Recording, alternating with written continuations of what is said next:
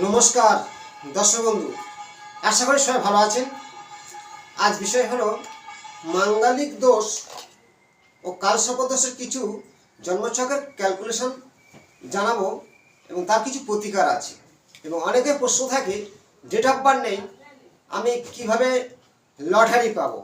আমি আজ ভিডিওর মাধ্যমে কিছু লটারি নিয়ে ফার্স্ট জানাই, তারপরে মাঙ্গলিক নিয়ে বলবো মাঙ্গল দোষটা কী হয় জীবনে। ফটকা টাকা লটারি পাওয়া নিজের হাতে মিলে দেখুন, ডেট অফ বার্থ নেই, অবশ্যই হাতের মধ্যে যদি সেই রেখা থাকে লটারি বা ফটকা টাকাই আপনি উন্নতি করতে পারবেন। কিন্তু ফটকা টাকা রাহুর কারণে আসে, তাছাড়া কিচ্ছু রেখার সিম্বলের ওপরে অ্যাঙ্গেলের ওপরে আসে। সেই রেখা অ্যাঙ্গেল যদি এর আগে অনেক ভিডিও দিয়েছিলাম, আরও কিছু নতুন ব্যক্তি লটারি পেয়েছে, তাদের হাতের সিম্বল আমি ভিডিওর মাধ্যমে জানাবো। প্রত্যেকে আমার ভিডিও দেখে একটু শেয়ার করবেন, লাইক করবেন। লটারি পেয়েছে সেই ধরনের ব্যক্তির হাতে কিছু সিম্বল দেখুন। এই যে হাত আছে, এটা আয়ু রেখা বলা হয়, মস্তিষ্ক রেখা, হৃদয় রেখা ও ভাগ্য রেখা। লটারি পাওয়ার তিনটা সিম্বল ভালোভাবে দেখুন। বেশি টাকার পেতে পারে, একটু কম অঙ্কে পেতে পারে। বেশি টাকা পাওয়ার আমি সিম্বল দেখাবো। দেখো, লটারি পাওয়ার মূল কারণ এই আয়ু রেখা, এটাকে বলা হয় জীবন রেখা। একে আবার আয়, কতটা আয় করতে পারে, ফটকা ভাবে কি করে আয় করবে। আয়ু রেখা ঠিক শেষ হবে ত্রিভুজ টাইপের অ্যাঙ্গেল যদি আয়ু রেখার গায়ে থাকে। আর ভাগ্য রেখা উঠে শনির ক্ষেত্রে ঠিক অ্যাঙ্গেল তৈরি করে এইভাবে। তাহলে আপনার লটারি প্রাপ্ত অবশ্যই হবে। তার সাথে মেলাতে হবে যে অভিরেখা একটা অ্যাঙ্গেল এইভাবে সৃষ্টি হয়েছে। খুব সুন্দর অভিরেখা নেই, কিন্তু একটা অ্যাঙ্গেল তৈরি হয়ে আছে, এরা লটারি পেয়ে থাকে। আর বেশি অঙ্কের টাকা পেতে গেলে এই ধরনের শুক্রের রাহুর ক্ষেত্রে থেকে এই যে রেখাটা আমি মুছে দিলাম, এইখানে কোনো রেখা যদি এখানে অ্যাঙ্গেল তৈরি করে, তারা বেশি অঙ্কের টাকা লটারি পেয়ে থাকে, বেশি অঙ্কে কোটি টাকা। এই যে লটারি পাওয়ার মূল কারণ নিজেরা কাটবেন। যদি হাতে এই রাহুর ক্ষেত্র এখানে যদি একটা অ্যাঙ্গেল থাকে, স্ট্রেট সোজা রেখার মাথায় ভালো করে দেখবেন, অ্যাঙ্গেলটা পরিষ্কার সুস্পষ্ট বলিষ্ঠ হতে হবে। ভাগ্য আয়ু রেখার নিচে ঠিক একটা অ্যাঙ্গেল এদের। আবার এই অ্যাঙ্গেল থাকলে তাদের বেশি বয়স পর্যন্ত অর্থ থাকে, এরা প্রচুর অর্থের মালিক হতে থাকে। আর ভাগ্যরেখা ঠিক ওপরে অ্যাঙ্গেল, একটা সিম্বল, দুটো, তিনটে, চারটি রবি রেখা একটা অ্যাঙ্গেল এইদিকে।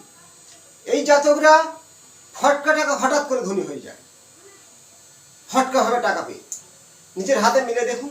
আর ছোটোখাটো লটারি বেশি পেয়ে থাকে যাদের এই মস্তিষ্ক আয়ু রেখা মধ্যখানে ব্যবধান থাকে। যদি এই রেখাটা, তারা নিজের জেদে নিজের আবেগে চলে, কারোর কথা নেয় না, এরা একটু সমাজ বিরোধী হয়। কিন্তু এরা জুয়া ফটকা লটারি বেশি কেটে থাকে। এই আশি রেখা আর রেখা ছাড় থাকে।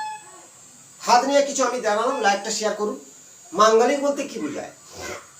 লগ্নের, আমরা লগ্ন যাই হোক, সেখান থেকে দেখবেন ঠিক দ্বাদশ ভাব, মানে লগ্নের 12 নম্বর ঘর দ্বাদশ ভাব বলা হয়। সেখানে যদি আপনার সপ্তমপতি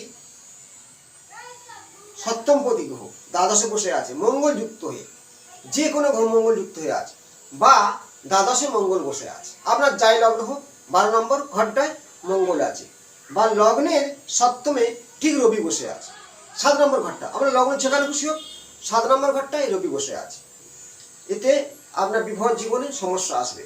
আরও কিছু তত্ত্ব আছে।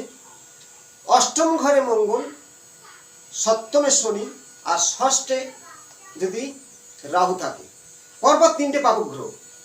ভালো করে বুঝবে, লগ্ন যেখানে আছে সপ্তমে মঙ্গল থাকতে পারে, আর অষ্টমে রাহু থাকতে পারে, আর ষষ্ঠ ঘরে রাহু মানে রাহু বা কেতু থাকতে পারে। পাপক গ্রহ কাকে বলা হয়? রবিকে কেন পাপক গ্রহ বলি আমরা? রবি হলো মানে পুড়িয়ে দেয় সব কিছু, আগুন গ্রহ, তার জন্য পাপক গ্রহ বলা হয়।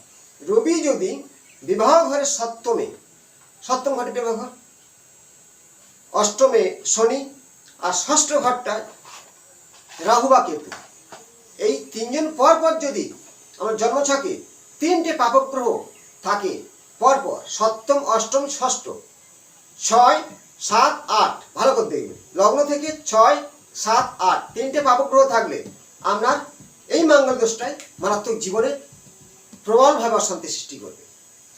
আরও কিছু মঙ্গলে কীভাবে বুঝবেন? লগ্নে মঙ্গল, চতুর্থে মঙ্গল, দ্বাদশে মঙ্গল, এই ধরনের মাঙ্গলিক অবশ্যই হয়ে থাকে। কিন্তু আমি যেটা বারবার বলতে চাচ্ছি, লগ্ন থেকে আপনার সপ্তম ঘরে সোজায় ঠিক পাপগ্রহ কেউ আছে, হয় রবি বা শনি, ষষ্ঠ ঘরে আছে পাশের ঘরটা রাহু বা কেতু, আর অষ্টম পাশের ঘরটা শনি বা মঙ্গল। এই তিনটে ঘর পরপর যদি কোনো পাপগ্রহ থাকে তাহলে আপনার এই মাঙ্গলিকটা খুব ভয়ঙ্কর রূপ ধারণ করে থাকে। এই মাঙ্গলিক সম্পর্কে আমি একটা ভালো গোপন তত্ত্ব জানালাম। সবাই কিন্তু এই তত্ত্বগুলো জানায় না।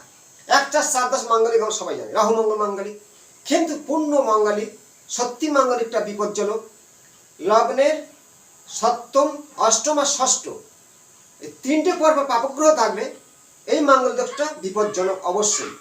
এবার একটা তত্ত্ব জানাবো, মাঙ্গলিক ছাড়া বিবাহ জীবনের সমস্যা কেন আসে। শনি